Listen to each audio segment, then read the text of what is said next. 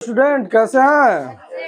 तो अब हम लोग देखेंगे कि कोई जो है त्रिघात समीकरण दिया हुआ है, तीन घात वाला समीकरण दिया हुआ है, तो उसके मूलों का योगफल, मूलों का गुणनफल, ठीक ना, मूलों के गुणनफलों का योगफल, ये फार्मूला हम लोग देखेंगे, ठीक। और इस पर एक सवाल भी हम लोग सॉल्व करेंगे।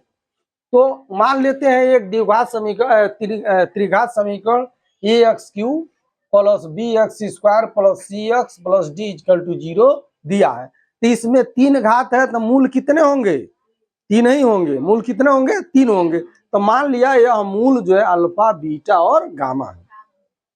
तो अगर जो मूलों का क्या हम लोग निकालें, मूलों का योगफल निकालना है। क्या निकालना है? योगफल। तो मूलों का योगफल अर्थात क्या हो जाएगा? अल्फा प्लस बीटा प्लस क्या हो जाएगा? गामा इज इक्वल टू क्या होता है?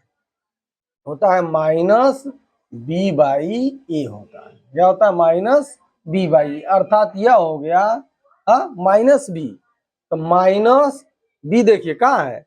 माइनस एक्स स्क्वायर का गुणांक हो जाएगा। क्या हो जाएगा? गुणांक।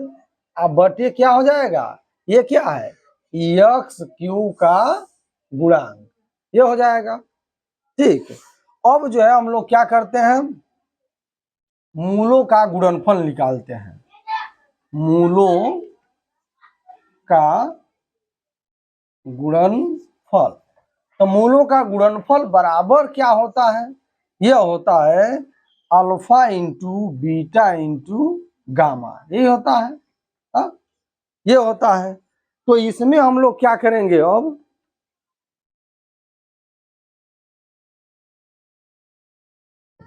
इसमें होता है यह डी बाई ए। क्या होता है? डी बाई ए होता है। क्या होता है? डी बाई ए।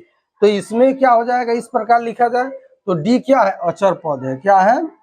अचर पद। आप बटे क्या हो जाएगा? ये है, ये क्या है? एक्स क्यू का गुणांक, एक्स क्यू का गुणांक।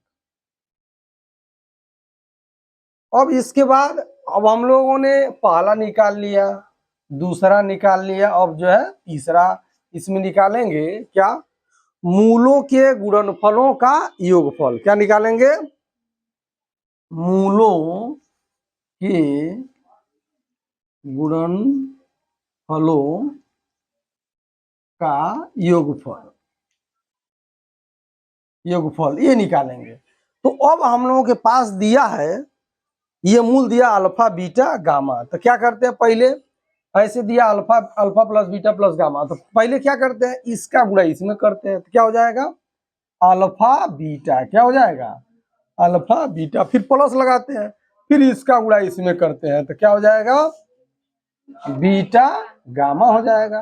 फिर इसका गुणा इसमें करते हैं, तो प्लस क्या हो जाएगा? गामा जो है अल्फा हो जाएगा। क्या हो जाएगा? Gamma alpha.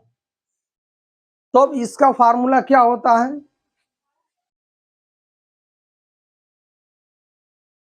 फार्मूला जो है क्या होता है? सी बाई ए होता है। क्या होता है? सी बाई ए होता है। तो अब सी क्या है? देखिए यहाँ पर क्या है? यक्स, यक्स का गुणांक। क्या हो गया? यक्स का गुणांक। अब बटे क्या हो जाएगा? यक्स क्यू का गुणांक, ये है ना, तो यक्स क्यू का गुणांक, यक्स क्यू का गुणांक। तो अब हम लोगों को ये अगर जो ये फार्मूला याद रहे और यह दोनों में से कोई याद रहे तो हम ऐसा लिख सकते हैं। दोनों में से कोई याद रहे तो ऐसा लिख सकते हैं। अब हम लोग देखेंगे एक प्रश्न, इस पर देखेंगे और उस प्रश्न को सॉल्व करेंगे कि इसका जो है इस प्रकार से सॉल्व करते हुए उसका आंसर हम लोग प्राप्त करेंगे। अब ध्यान देते हैं हम लोग, यह प्रश्न दिया हुआ है 6x³ plus 5x square plus 4x प्लस 3 इक्वल टू 0। अब इसके क्या करना है? मूलों का योगफल, मूलों का गुणनफल और दो दो मूलों के गुणनफलों का योगफल हम लोगों को क्या करना है? ज्ञात करना है। तो हम लोग देखते हैं, सबसे पहले इसको कंपेयर कर देते हैं किससे? त्रिघात समीकरण से। तो हम लोग जानते हैं क्या होता है? ax³ प्लस प्लस क्या हो जाएगा? bx स्क्वायर और plus cx plus d equal to 0। अब हम लोग देखते हैं यक्स क्यू का गुणांक कितना 6 है, यक्स क्यू का गुणांक ए है, तो ए बराबर कितना हो गया 6 हो गया। ठीक, यक्स स्क्वायर का गुणांक कितना है बी है, हाँ यक्स स्क्वायर गुणांक कितना है 5 है। ठीक, अब यक्स का गुणांक कितना है सी है, और यहाँ पर यक्स का गुणांक कितना है 4 है। अब अचर पद क्या है डी है, और इसमें अचर पद क्या है 3 है। ठीक, अब हम लोग देखते हैं कि इसमें दिया है मूलों का योगफल। क्या दिया है मूलों का योगफल, मूलों का योगफल अर्थात alpha plus beta plus gamma, ये देखते हैं। तो इसमें हम लोगों को फार्मूला प्राप्त है माइनस बी बाई ए। क्या है माइनस बी बाई ए। तो अब इसमें हम लोग बी का मान रख लेंगे, तो बी का मान कितना है 5 है, ये हो जाएगा पहले से यहाँ ऋण है तो यह हो जाएगा ऋण 5, और ये का मान कितना है 6। तो इस प्रकार हम लोगों के पास जो है मूलों का योगफल कितना प्राप्त हो गया ऋण 5 बचे 6 प्राप्त हो गया। अब हम लोग क्या निकालते हैं मूलों का गुणनफल, क्या निकालते हैं मूलों का गुणनफल। ये हो जाएगा alpha into beta into gamma. यह फार्मूला होता है डी बाई ए। क्या होता है डी बाई ए होता है। तो हम लोग अभी भी यहाँ डी का मान कितना प्राप्त किया है 3 हो गया, और ए का मान कितना प्राप्त किया है 6। ये हो जाएगा 3/6। इसको हम लोग ऐसा भी लिख सकते हैं 3 एकन्ने 3, तो इसमें जो है क्या हो गया 3/6 हो गया। तो 3/6 इसमें प्राप्त हुआ है, इसको काट देंगे 3 एकन्ने 3 और 3 दूनी 6। इस प्रकार इसको 1/2 या 3/6 भी हम लोग कह सकते हैं।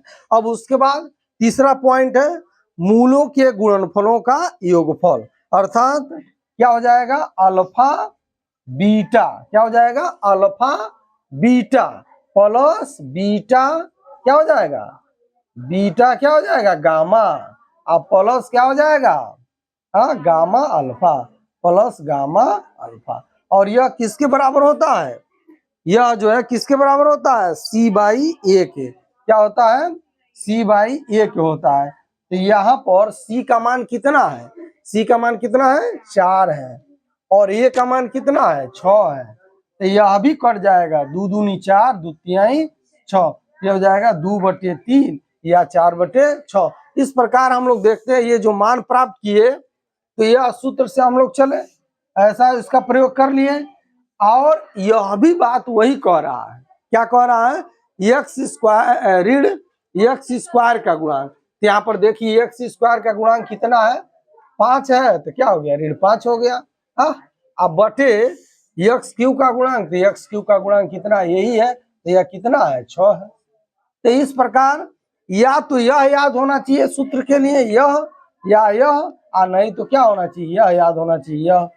तो इसको हम लोग क्या करेंगे याद कैसे रहेगा यह याद, यह फार्मूला याद कैसे रहेगा, रटने से याद नहीं होगा। रटंत विद्या घटंती च, जितना ही रटेंगे घटता चला जाएगा। क्या करना है अभ्यास करना है, इस प्रश्नों को बार बार लगाना है, और जब बार बार लगाएंगे इस पर मान लीजिए 5 प्रश्न 6 प्रश्नों को हल कर दिए 7 प्रश्नों को हल कर दिए, तो क्या हो गया अभ्यास हो गया। और जब अभ्यास हो गया तो ये फार्मूला जो है भूलेगा नहीं। इसी फार्मूले पर हम लोग क्या करते हैं एक अगला प्रश्न और देख लेते हैं, ध्यान दो इधर। तो इसमें दिया है 2x³ ऋण 5x स्क्वायर ऋण 14x धन 8 बराबर 0। तो यहाँ पर x³ का गुणांक a है, तो यहाँ पर x³ का गुणांक कितना है 2 है। ठीक, यहाँ पर x स्क्वायर का गुणांक क्या है b है, यहाँ पर x स्क्वायर का गुणांक कितना है ऋण 5 है। कितना है ऋण 5 है, चाहे ऋण 5 भी कर सकते हो, क्या करना है। अब यहाँ पर x का गुणांक क्या है c है, और यहाँ पर x का गुणांक क्या है ऋण 14 है। कितना है ऋण 14 है। अब अचर पद क्या है d है, और इसमें अचर पद क्या है 8 है। तो अब हम लोग क्या करते हैं मूलों का योगफल निकालते हैं, मूलों का गुणनफल निकालते हैं, दो मूलों के गुणनफलों का योगफल निकालते हैं। तो मूलों का योगफल अर्थात alpha plus beta plus gamma equal to formula होता है माइनस बी बाई ए, और माइनस हो गया पहले से माइनस है -5 हो जाएगा, बटे कितना हो जाएगा ए का मान 2 है। ये माइनस माइनस क्या हो जाएगा, प्लस हो जाएगा, ये हो जाएगा 5/2। इस प्रकार हम लोगों को ये आंसर प्राप्त होगा। अब इसमें जो है फिर क्या करेंगे, हम लोग मूलों का गुणनफल निकालेंगे, अर्थात alpha beta into gamma, alpha into beta into gamma. और यह होता है कितना फार्मूला, ये होता है D/A। क्या होता है, D/A, अर्थात अचर पद बटे x³ का गुणांक। तो अचर पद कितना है, D का मान इसमें 8 है, A का मान कितना है 2 है। तो इसको चाहे तो हम लोग 2 खंडे 2 और 2 चौको 8, 4/1 भी लिख सकते हैं। अब इसमें जो है तीसरा क्या है, दो मूलों के गुणनफलों का योगफल। यह हो जाएगा अल्फा इंटू बीटा। क्या हो जाएगा, alpha into beta plus beta into gamma plus gamma into क्या हो जाएगा अल्फा। और यह किसके बराबर होता है, हाँ यह है C/A के। किसके बराबर होता है, C/A के। तो C का मान इसमें कितना दिया हुआ है, ऋण 14। कितना दिया है, ऋण 14। और A का मान कितना दिया हुआ है 2। यह हो जाएगा 2। यह हो जाएगा 2 खंडे 2 और 2 सते 14। यह हो जाएगा ऋण 7/1। इसका आंसर हो जाएगा ऋण 7। इस प्रकार हम लोगों ने क्या किया, यह दूसरा प्रश्न भी इस प्रकार का सॉल्व कर दिया। तो इसका आप लोग प्रयास करेंगे, कई प्रश्नों को सॉल्व करेंगे तो ये फार्मूले स्वतः क्या हो जाएंगे, याद हो जाएंगे।